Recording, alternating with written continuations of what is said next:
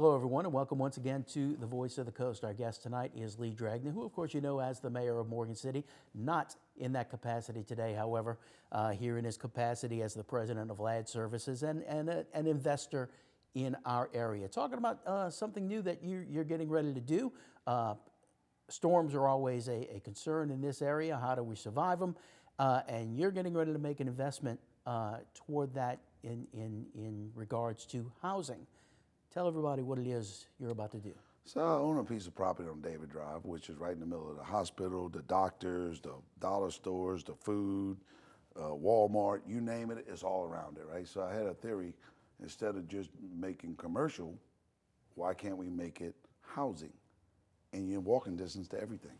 Mm-hmm. There's nothing you're not in walking distance to. You could even go to the Rouses in 4 blocks.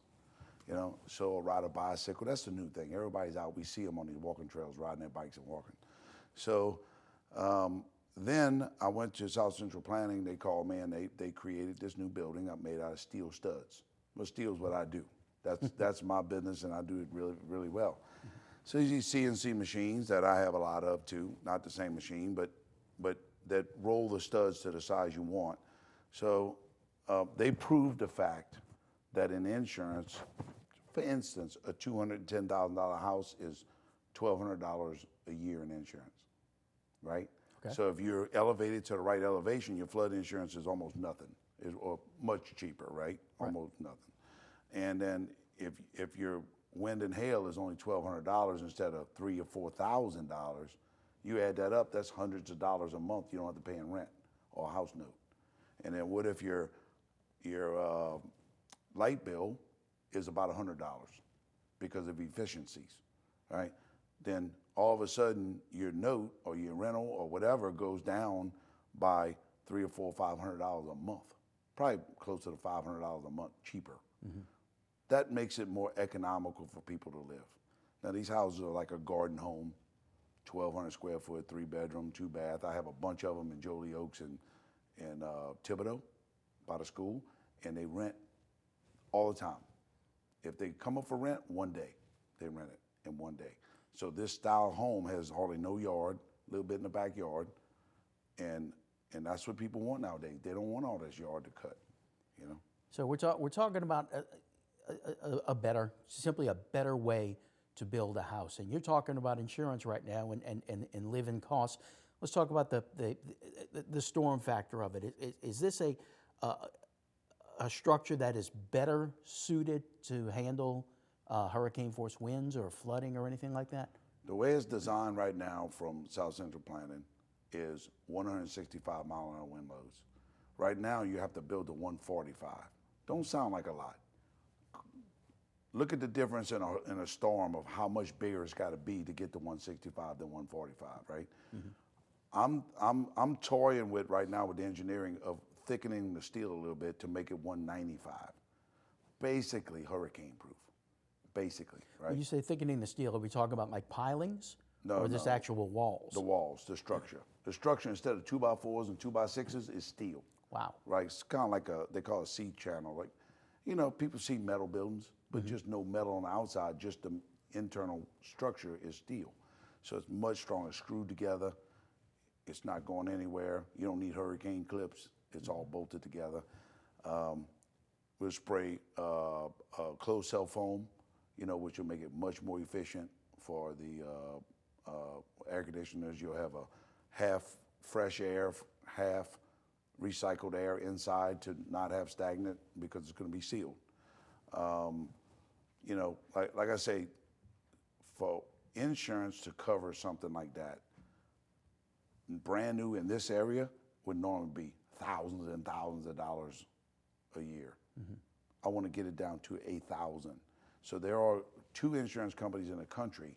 They only insure metal stud frame housing. They don't care where it is. So if our elevation's right, which I have to be, 1 foot above elevation is where we're going to be. So it's not floodable, right? Because the rest of the whole city would flood first, right? And then wind-wise, the category 5 come in, it won't even hurt it. Be brick homes and stuff like that, you know, but if it's more efficient, I'm trying to prove it to when we do get that in the back on Hellenic property, when we get that subdivision going, the contractors might go this way with it. Right. Okay. Tell you what, sounds fascinating. We're going to talk more about this in one moment. This is the Voice of the Coast.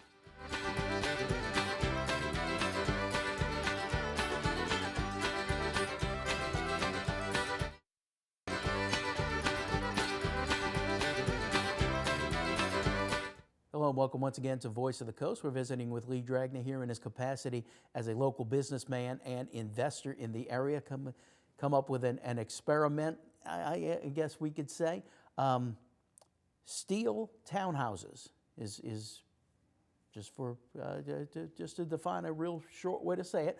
And we want to say, when you say townhouse, we are talking about individual units that you're going to build there. 1,200 square foot. They'll be by side setback to be 10 feet apart, 5 feet and 5 feet. You know, so you have your own home, basically concrete in between them. You know, there's no reason to put grass. Backyard, I have a little 15-foot yard with grass, fence. And yeah, steel framed townhouses, but all the interior, exterior is brick. Interior would be what they call a cement sheetrock. So it's fireproof, Okay. right? So all these different things add up into efficiencies. And those fireproof sheetrock is very durable, much more durable than regular sheetrock. How does it stand up to flooding? Now you say you're gonna build above the floodplain, but I mean, every now and then, you know, you got to worry about floods that even go higher than that. We do get houses that get flooded on occasion. What is in theory, how will these stand up to flooding? So when we had all that rain a while back from Francine, I went out there and looked at that property when things were flooded, because David Drive was the higher road than you think. It was easier to get down David Drive than anywhere else. Yeah. And that property wasn't even close to being flooded. Mm-hmm. Plus it needs to go up 1.5 feet from that, 1.5 feet higher. So basically everybody around me would have 2 feet of water in their property in their building before it even approached the slab. Just by the new state of Louisiana guidelines that say you build something new, it's got to be 1 foot above BFE. Okay, but I'm thinking in theory and in the future here, assuming that these catch on and we're going to build them in other places. Floods happen, sometimes even a lot more than we're expecting. Look what happened in Texas a couple of months ago. If something like that happens, what is the theoretical ability of these houses to withstand the flood? The structure will be there. What you got to gut and change might not be there, but the steel structure bolted to the concrete is going to be there. Let's put it that way. You know, steel has a tendency to give before it breaks. Mm-hmm. And it'll give a little bit before it'll break. And it'll give a lot before it'll break. It'll bend before it'll break. Wood will just break. It is what it is. And wood shrinks after time, yep. Right? Mm-hmm. And then you have gaps that you don't see. Steel don't shrink. Steel don't swell up. I mean, unless it's astronomically cold. Right.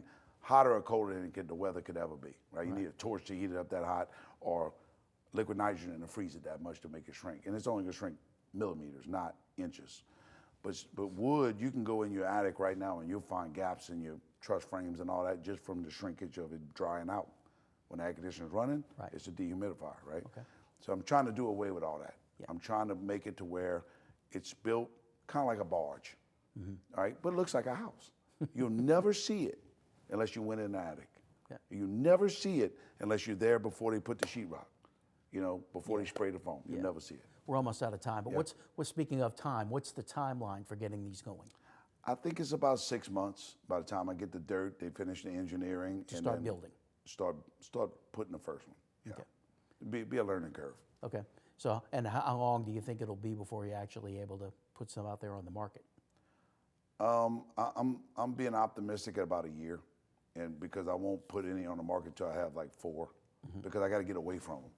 So they're going to be on both sides of the land facing each other. So I don't want to be building right next to somebody living. Okay. I need to get away from them a little bit. And it's a whole different kind of area. I mean, obviously, the city had to approve zoning for it because you're not in a residential area. What kind of rent are we figuring? I think it's on 1,200 square foot, about $1,500 a month. Mm-hmm. But brand new, high efficiency, all the stuff's in it. you just move in. I haven't rented in years. Is that in line? There's apartments that are 2-bedroom apartments that are really nice in this town that are renting for more than that. Okay. You know, so, you know, I say between 12 and 1,500. I just have to see what I got in it and see what the payback time is. All right. This is something we're going to keep an eye on. Best of luck with it. I hope it works out, both for you personally and for the community. It will work out. I'll make it work out one way or the other. I'll figure it out. All right. Thank you, Lee. And thank you for joining us. We'll see you again next time on The Voice of the Coast. Have a great evening.